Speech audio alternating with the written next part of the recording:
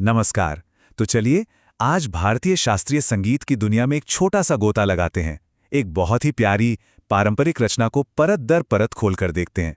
ये सुरों और एहसास की एक छोटी सी यात्रा होने वाली है। आज हमारे सामने है राग बिलावल की एक ऐसी बंदिश जो सीखने, रियाज करने या फिर सिखाने के लिए कह सकते हैं एकदम परफेक्ट है। इसकी यही सादगी ही तो इसकी खासियत है। इसे समझना सबके लिए आसान हो जाता है। तो आज का हमारा सफर कैसा रहेगा? सबसे पहले इस बंदिश को जानेंगे, फिर इसके राग और ताल को समझेंगे। उसके बाद इसके दोनों हिस्से स्थाई और अंतरा को देखेंगे और आखिर में इसके भाव को महसूस करेंगे। तो शुरू करते हैं। सबसे पहला सवाल, ये बंदिश है क्या?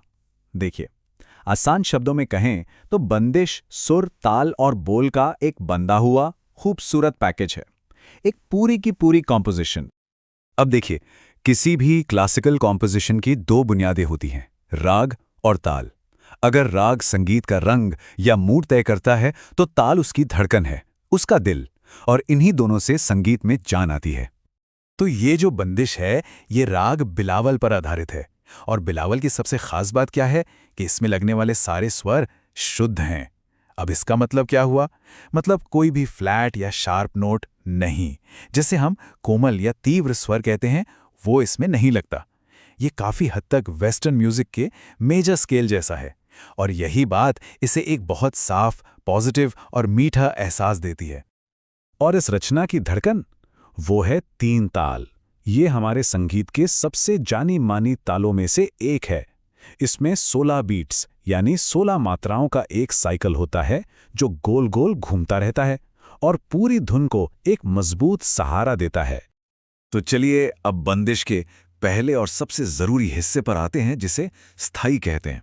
स्थाई ही वो मेलोडी है जो कंपोजिशन का चेहरा होती है, उसकी पहचान है, और ये बार बार लौट कर आती है। इसके बोल हैं, मोरा मन में बसो श्याम। इन शब्दों में ही एक गहरा भक्ति भाव छिपा है जो सुनने वाले को सीधे ईश्वर से जोड़ता है। एक प्रार्थना है, एक पुकार है। अब जरा देखिए कि इन शब्दों को सुरों में कैसे ढाला गया है। हर शब्द के लिए खास सुर चुने गए हैं जो बोल और धुन को एक बना देते हैं। खासतौर से प्रभु जी आओ मोरे घर आज वाली लाइन, इसके सुरों में एक पुकार, एक इंतजार का भाव साफ झलकता है।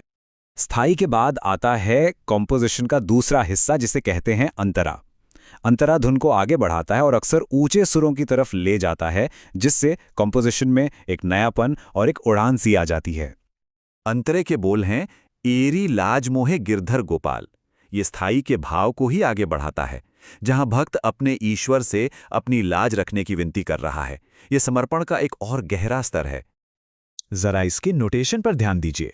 देखिए, धुन कैसे प ध नी सा तक यानी ऊंचे सा तक जा रही है। सुरों की ये चढ़ाई इमोशन की गहराई को दिखाती है। और फिर तुम बिन कौन संभाले हाल पर धुन वापस नीचे की ओर आती है, जैसे कोई पूरी तरह सरेंडर कर रहा हो। तो हमने इसके सुर और ताल को तो समझ लिया, पर अब चलते हैं इस बंदिश के दिल तक, इसके भाव, इसके एहसास तक। क्योंकि क्लासिकल म्यूजिक सिर्फ सुरों का खेल नहीं है, ये तो जज्बातों की जुबान है। इस बंदिश का मुख्य भाव है भक्ति रस।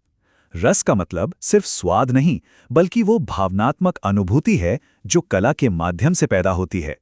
तो ये रचना सुनने वाले के मन में भक्ति की भावना जगाने के लिए ही बनाई गई है। और ये भक्ति रस 3 खूबसूरत एहसासों से मिलकर बनता है। पहला है शांति, एक ठहराव का एहसास। दूसरा है मधुरता, जो बिलावल के शुद्ध स्वरों की देन है। और तीसरा है पवित्रता, जो इस बंदिश के डिवोशनल मूड से पैदा होती है। और मजे की बात यह है कि ये एहसास सिर्फ इस एक बंदिश के नहीं है। यही तो राग बिलावल का असली कैरेक्टर है, क्योंकि इसमें कोई भी कोमल या तीव्र यानी कोई भी उदास या बहुत तीखे लगने वाले स्वर हैं ही नहीं। इसलिए इसकी प्रकृति ही शांत, मीठी और पवित्र है। शुद्ध स्वर सीधे सीधे एक पॉजिटिव और शांत माहौल बनाते हैं, और इसीलिए ये भक्ति रस के लिए एकदम सही राग है। तो है ना कमाल की बात, कैसे राग और ताल की बुनियाद पर स्थाई और अंतरा की एक खूबसूरत इमारत खड़ी होती है, और ये सब मिलकर भक्ति रस का एक गहरा अनुभव कराते हैं। हर एक टुकड़ा मिलकर एक बड़ी खूबसूरत तस्वीर बनाता है।